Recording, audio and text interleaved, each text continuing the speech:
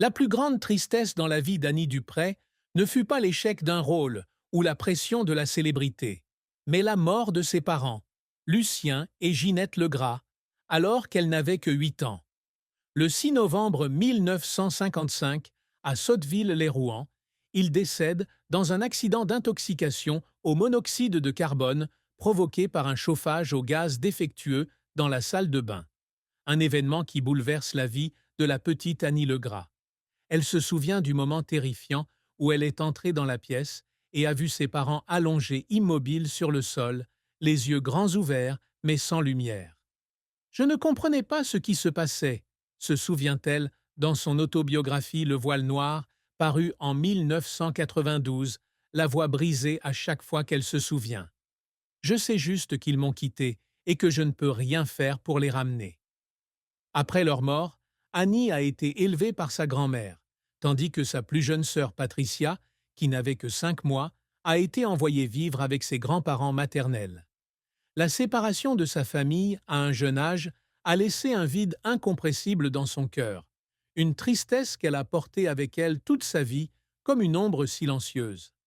Mais cette tristesse ne s'arrête pas à la perte de l'enfance. Quand Annie Dupray a finalement admis la vérité sur son mariage avec Chris Campion, elle a révélé que la deuxième plus grande douleur de sa vie était le sentiment d'échec dans la construction d'une famille durable, quelque chose qu'elle désirait depuis la mort de ses parents. Elle rencontre Chris, un acteur de 17 ans son cadet, sur le tournage de Charlemagne, Le Prince à cheval en 1993, où elle incarne Berthe au grand-pied et lui Pépin le bossu. Ils se marièrent lors d'une petite cérémonie à Paris et, pendant les premières années, Annie crut avoir trouvé son compagnon idéal. Chris était l'amour de ma vie, a-t-elle déclaré lors du gala 2022, les yeux pétillants alors qu'elle se remémorait les jours heureux. Mais derrière cette romance se cachent des fissures qu'elle ne veut pas admettre. Chris, avec sa jeunesse et les traumatismes de sa propre enfance, devient peu à peu distant. Leur mariage s'est effondré en 2004 et Annie a eu l'impression d'avoir perdu une autre partie d'elle-même, non pas parce que l'amour s'était estompé, mais parce qu'elle avait réalisé qu'elle ne pouvait pas garder l'homme en qui elle avait placé tant d'espoir. La carrière d'Annie Dupray témoigne de son talent et de sa persévérance, mais elle n'est pas non plus sans défis et moments qui lui ont fait pleurer des larmes de joie et de douleur.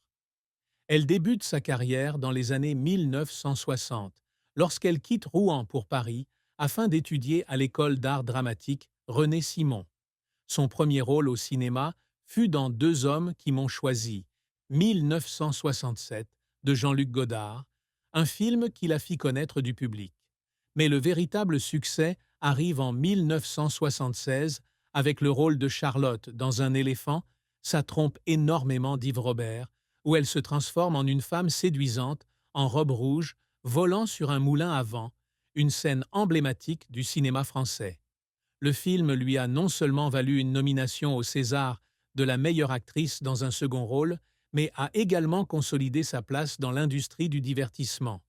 Elle se tenait sur scène lors de la cérémonie de remise des prix, le cœur battant, et même si elle n'avait pas gagné, elle pleurait de joie en sachant qu'elle avait été reconnue.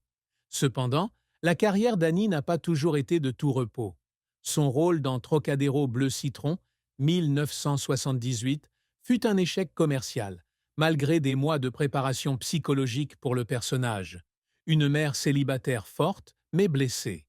Le lendemain de la première, assise dans son appartement parisien, elle lisait les critiques négatives des journaux et fondait en larmes devant Bernard Giraudot, son partenaire de l'époque. « J'ai fait de mon mieux », lui dit-elle d'une voix tremblante. « Mais peut-être que je n'étais pas assez bonne ?» Bernard, avec sa douceur, la tenait dans ses bras et lui disait que l'échec ne la définissait pas, mais la douleur restait profonde dans le cœur d'Annie. Cependant, elle n'a pas abandonné. Le rôle de Catherine Beaumont dans Une famille formidable, 1992-2018, la ramène au sommet avec 15 saisons à succès, attirant des millions de téléspectateurs par épisode.